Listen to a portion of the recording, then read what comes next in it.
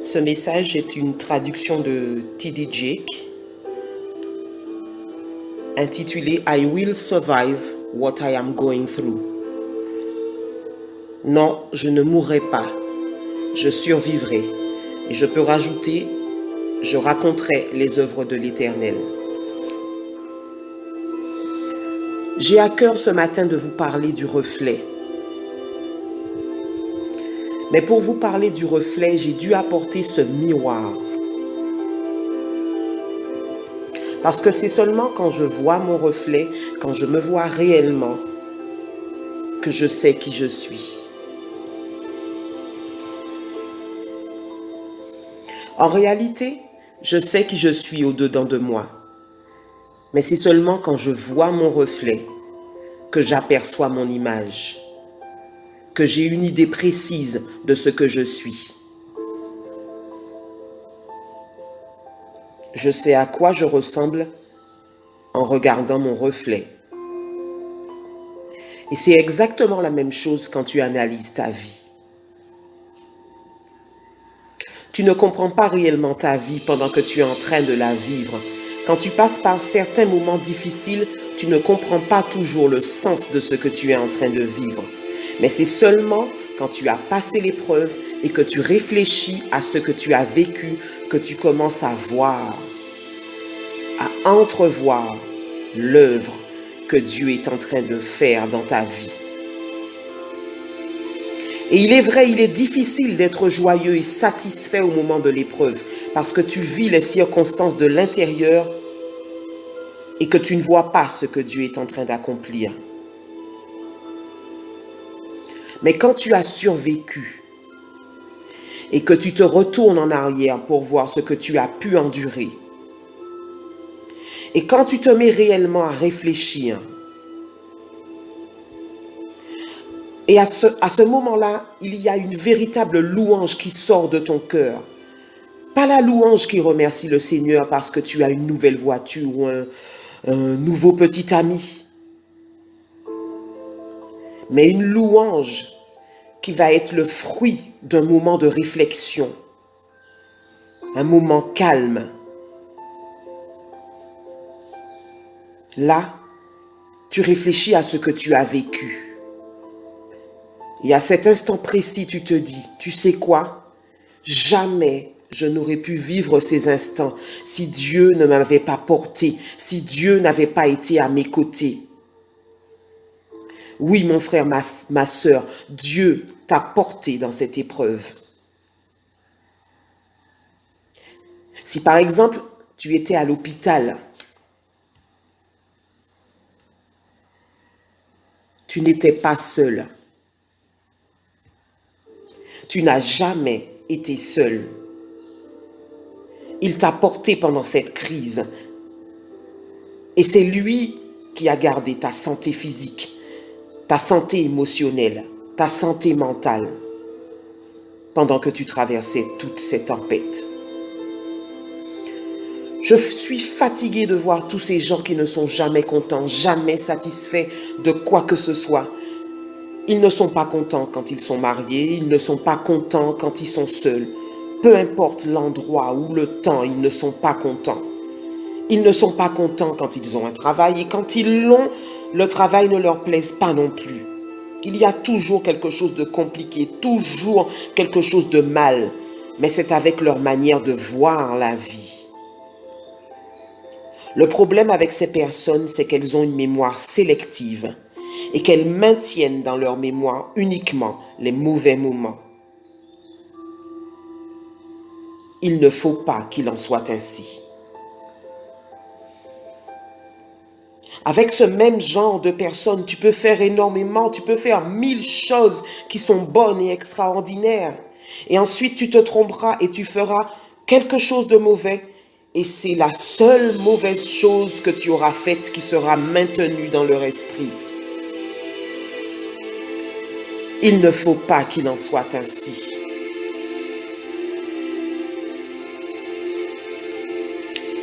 Nous allons prendre maintenant Exode 2, versets 1 à 5.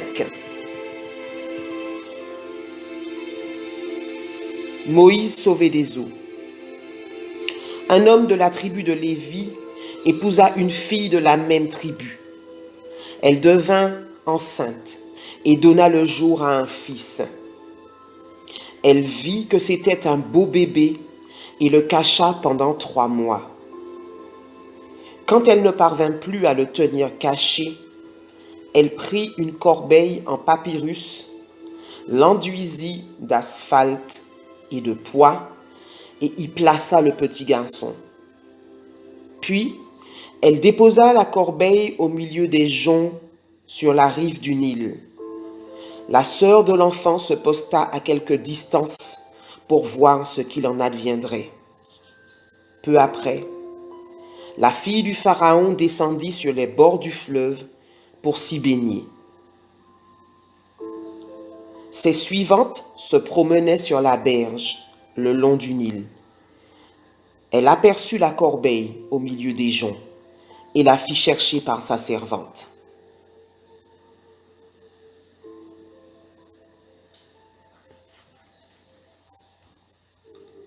Quand on analyse ce texte, on se dit qu'aucune femme n'a envie d'avoir un bébé pour le cacher. Toute femme aime exhiber son bébé. En plus, la Bible dit qu'il était beau. Et quand tu as un beau bébé, tu veux que la terre entière puisse le voir. C'est pareil pour ta maison. Tu n'invites pas les gens chez toi quand ta maison est en désordre. Mais par contre, quand tu l'as nettoyée, qu'elle est belle, que tout sent bon, alors tu souhaiterais à ce moment-là que tout le monde te rende visite.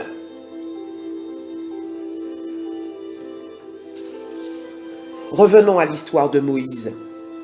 C'était un beau bébé. Quand elle a vu qu'il était aussi mignon, elle l'a caché.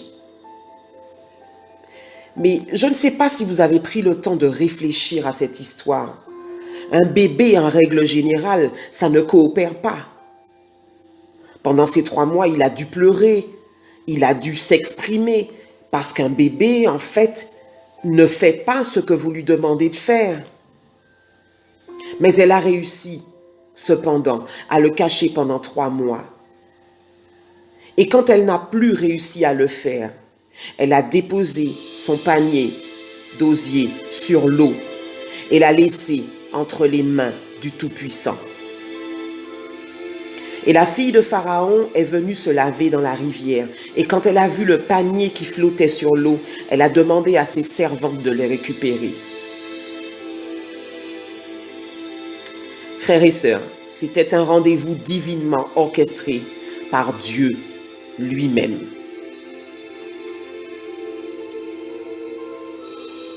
Souvenez-vous du texte « Courbez-vous sous la puissante main de Dieu et il vous élèvera au temps convenable ». Souvent nous disons, nous prononçons de telles paroles, mais qu'est-ce que cela veut réellement dire? Comment je vais faire pour m'humilier sous la puissante main de Dieu? En vérité, je n'ai jamais vu la main de Dieu pour savoir comment faire pour m'humilier sous cette puissante main.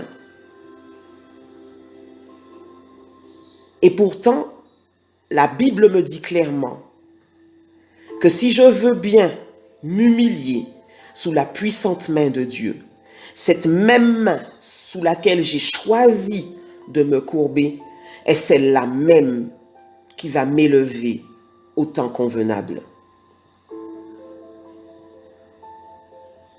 Le problème est qu'il faut pouvoir reconnaître quand la main de Dieu est à l'œuvre dans ta vie. Il te faut reconnaître quand la main de Dieu est en train d'agir dans ta vie.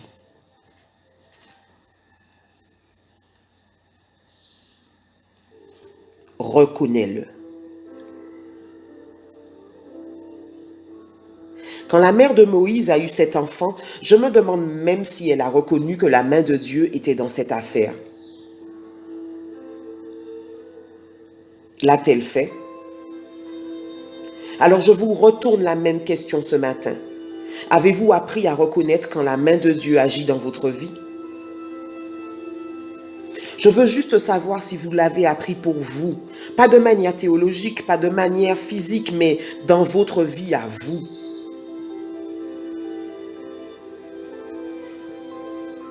comment pouvons-nous dire que Dieu est à l'œuvre dans nos vies si nous ne reconnaissons pas son action et ses interventions dans nos vies? Le Seigneur m'a demandé de vous parler comme un père aurait parlé à ses enfants ce matin.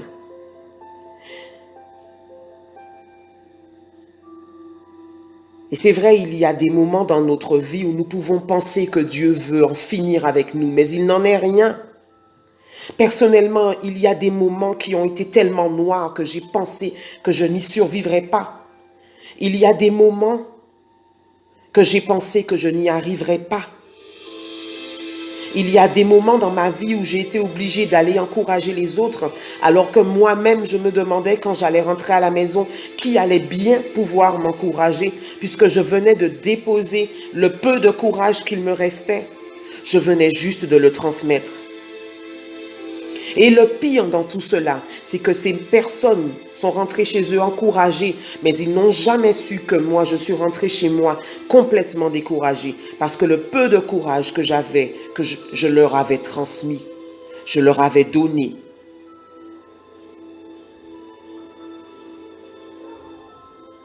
Souvent, on entend dire « Je veux que Dieu m'utilise ».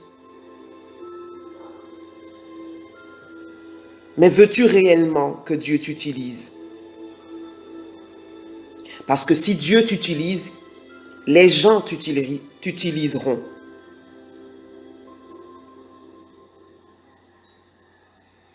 Parce qu'il va t'utiliser pour couvrir un besoin qui existe. Et cela ne te fera pas forcément plaisir.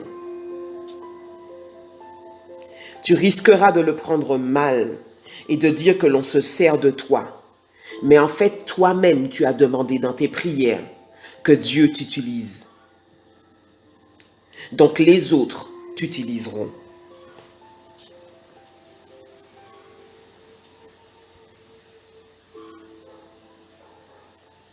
Donc je veux te rappeler encore ce matin que être utilisé par Dieu ne va pas forcément te plaire.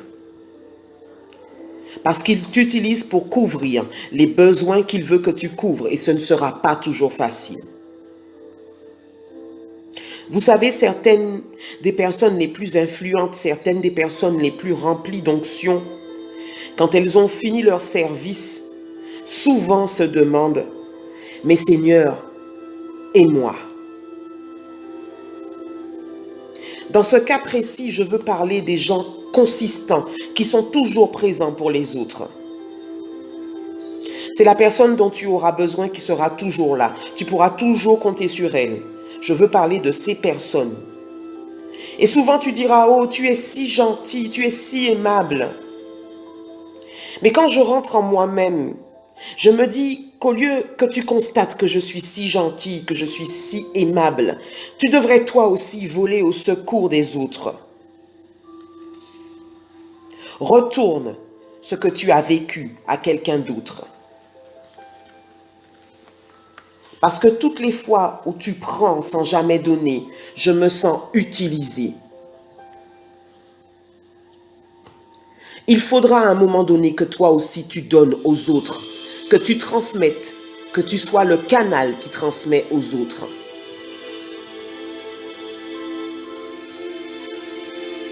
J'ai aussi constaté une chose. Plus Dieu m'utilise, plus il me transforme et plus il m'use. User. M'utiliser, c'est me transformer. Et tu peux le constater. Par exemple, quand tu as une paire de baskets, quand tu l'utilises, elle sera transformée, elle sera usée. Et c'est à ce moment-là qu'on verra qu'elle a eu une utilité. Dis-toi bien que les choses les plus brillantes n'ont pas été utilisées. Les choses qui ont été utilisées ont des égratignures. Les choses qui ont été utilisées ont des blessures. Les choses qui ont été utilisées ont des cicatrices. Et si tu fais un parallèle avec ta vie et que tu te mets à regarder tes cicatrices, c'est à ce moment-là que tu peux déterminer comment tu te vois après toutes ces épreuves. Beaucoup de gens voient leur reflet sur la somme que ça leur a coûté de traverser ces épreuves. Et voir les choses sous cet angle de vue amène la frustration parce que tu te demandes où est Dieu dans ce que tu traverses, où est Dieu dans ma vie, dans cette tempête. J'ai payé mes impôts, j'ai perdu mon travail. Où sont les bénédictions que j'ai appelées, les bénédictions que j'étais censée recevoir?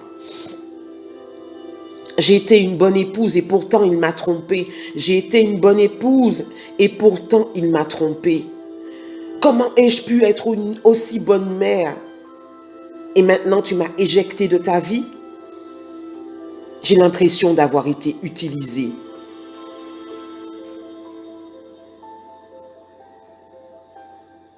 Quand tu ne prends pas conscience qu'il y aura toujours une justice en quelque part à un moment donné, tu es tenté de te demander où est la main de Dieu.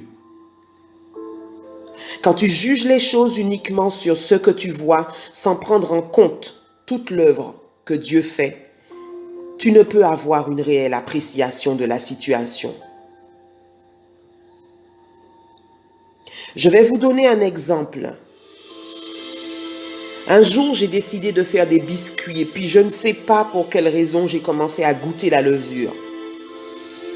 Et bien entendu, certains d'entre vous vont rire jusqu'à en pleurer. C'est la chose la plus horrible à manger qui puisse exister sur terre. L'ingrédient, pris seul, a vraiment un très mauvais goût.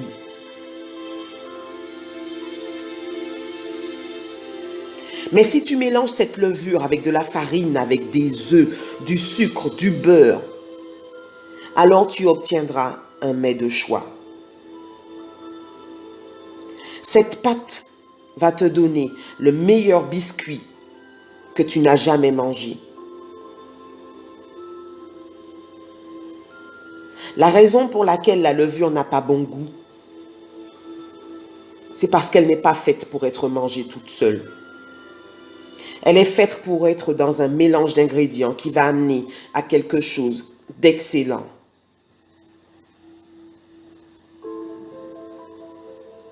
La Bible nous dit que toute chose concourt au bien de ceux qui aiment Dieu. Et c'est comme cela que le Seigneur travaille dans ta vie.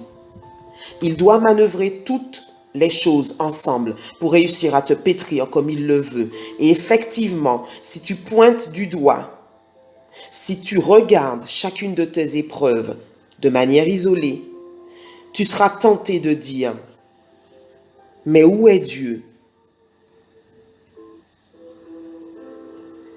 Où est le Dieu que je sers? Où est Dieu quand j'en ai besoin? Mais revenons encore une fois à l'histoire de la mère de Moïse. Croyez-vous qu'elle ait voulu avoir un bébé au moment où Pharaon était en train de tuer tous les nouveau-nés de son pays? Et d'ailleurs, le bébé non plus n'a pas choisi de naître à cette époque, au milieu de toute cette agitation. La femme n'a pas essayé d'être enceinte au moment où Pharaon était en train de tuer tous les bébés. Le problème, c'est que Dieu avait décidé d'envoyer cet enfant pour un but précis. Cet enfant est né entre le fait que Pharaon détruisait et le fait que Dieu voulait construire. Il est né entre les deux. Il a été la jonction entre le désir de Dieu de délivrer son peuple et le désir de Pharaon de le garder en captivité.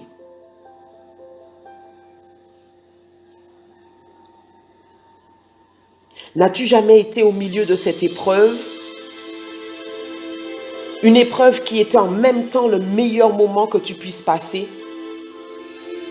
Et cet événement était hors de ton contrôle, ce n'était pas ta faute, tu n'avais rien demandé, tu n'avais rien fait de mal, tu avais fait ce que tu étais censé faire.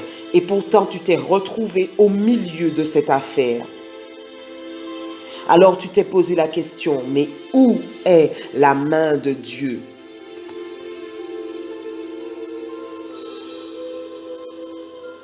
Quelqu'un aurait dit, jusqu'à ce qu'elle ait l'enfant, est-ce qu'elle pourrait contrôler la main de Pharaon?